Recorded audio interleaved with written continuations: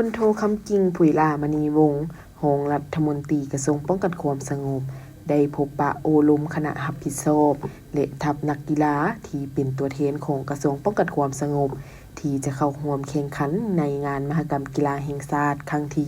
12 ที่นครหลวงเวียงจันทน์เป็นเจ้าภาพหรือนครหลวงเวียงจันทน์เกมในวันที่ 7 พฤศจิกายน 2025 อยู่ที่สโมสรกระทรวงป้องกันความสงบโดยมีบรรดาหัวหน้ารองหัวหน้ากลุ่มใหญ่อ้อมข้างกระทรวงพร้อมด้วยคณะรับผิดชอบคณะนำครูฝึกและนักกีฬาเข้าร่วมพันเอกปริญญาเอกสมพันธ์ศรีวงศ์ไสหัวหน้ากลุ่มโฆษณาอบรมกลุ่มใหญ่การเมืองป้องกันความสงบทั้งเป็นคณะรับผิดชอบสีนำรวมนักกีฬากระทรวงป้องกันความสงบได้รายงานให้รู้ว่าการเข้าร่วมแข่งขันในงานมหกรรมกีฬาแห่งชาติครั้งนี้กระทรวงป้องกันความสงบได้กำหนดเอา 15 ประเภทกีฬาเข้าร่วมการแข่งขันคือบานติกะโตเลนล้านปีตังมวยลาวมวยสากลมวยปัญจักศิลัดมวยปั้มเทควันโดคาราเต้โดลอยน้ำยิงปืนหน้ากิกหมักคางและกีฬากบด้านจำนวนพลเข้าร่วมมีทั้งหมด241สหายหญิง51สหายในนี้คณะซีนำรวม9สหายหญิง1สหายอนุกรรมการฝ่ายต่างๆ69สหายหญิง13สหายครูฝึก38สหายหญิง2สหายนักกีฬา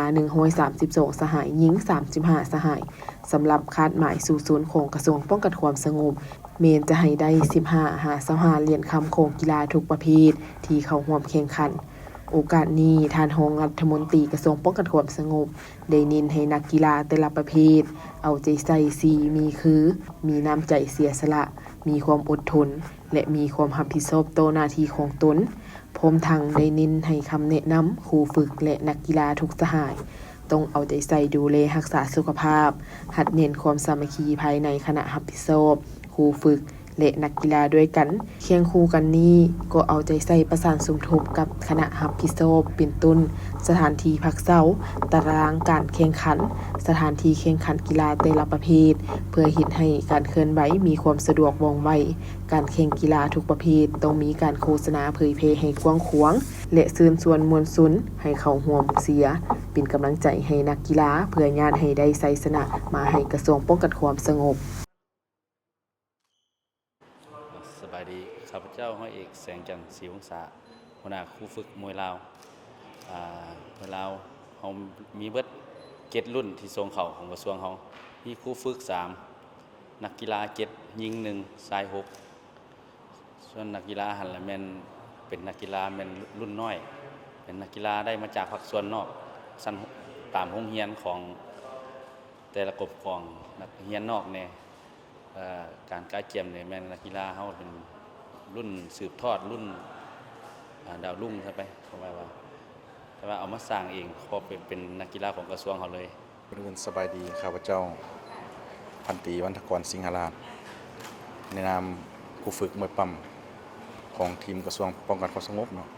สำหรับกีฬามวยปั้มนี้พวกเขาได้ทรงอยู่6รุ่น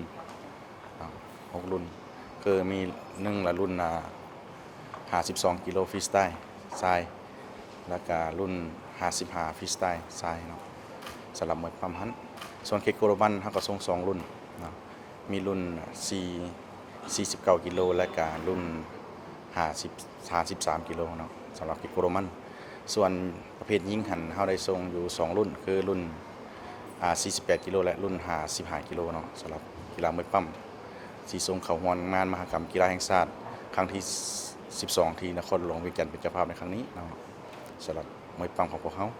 ถือว่ามวยปั้มนี่มีความพร้อมในการเข้าร่วมการแข่งขันในครั้งนี้ถือว่า100แล้วเนาะที่จะเข้าร่วมในครั้งนี้ผ่านการฝึกซ้อมเป็นระยะ1 เดือนกว่าเนาะแต่วันที่1 เดือน 10เข้าศูนย์มากระจนฮอดปัจจุบันนี้ก็ถือว่านะกีฬามวยปั้มมีความพร้อมความหวังของกีฬามวยปั้มในครั้งนี้ก็คือว่าจะสู่ชนให้ได้เหรียญใดเหรียญหนึ่งในงานมหกรรมกีฬาแห่งชาติขอบใจเจ้าสบายดีข้าพเจ้าห้อยเอกบุญปอนราชวงศ์ศรีซึ่งเป็นหัวหน้าครูฝึกมวยสากลสมัครเล่นสำหรับมวยสากลสมัครเล่นส่งเข่าแข่งขันในกีฬาแห่งชาติสุดนี้มันมี4สหายครูฝึก2เนาะละชาย3ยิง1เฉพาะมวยสากลสมัครเล่นและการฝึกซ้อมของพวกเฮานี่เริ่มเก็บตัวมาแต่วันที่1ของเดือน10ก็ถือว่าตอนนี้ความพร้อมของพวกเฮาก็ พร้อมละ100%ละ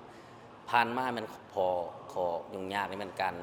เอิ้นนักกีฬามาเข้าร่วมศูนย์เนาะอยากซักษาน้อยหนึงเพราะว่าบางโรงเรียนเขาบ่เข้าใจเขาบ่ปล่อยนักกีฬาเข้ามาแบบสิ่งที่เฮาเฮ็ดหนังสือไปแต่ว่าต้องเฮ็ดหลายขั้นตอนมันจะเฮ็ดให้เฮาซักษาน้อยหนึงแหละแต่ว่าตอนนี้ก็ถือว่าเข้าเบิดแล้วก็มีความพร้อมสำหรับแข่งขันสุดนี้สำหรับเฉพาะมวยสากลสมัครเล่นของกระทรวงเขานี่มันตั้งเป้าหมายไว้1เหรียญคำแต่ว่าพวกเขาสิสู้ส้นให้ได้เพิ่มขึ้นอีกเฉพาะสุดนี้เนาะเจ้า